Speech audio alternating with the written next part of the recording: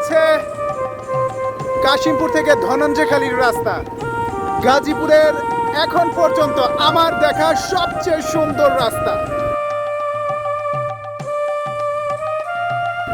এক সময় এই রোডটা ছিল একটা ভুরি রোড, কিন্তু আজ এর সৌন্দর্যে মানুষ বিমোহিত হতে বাধ্য।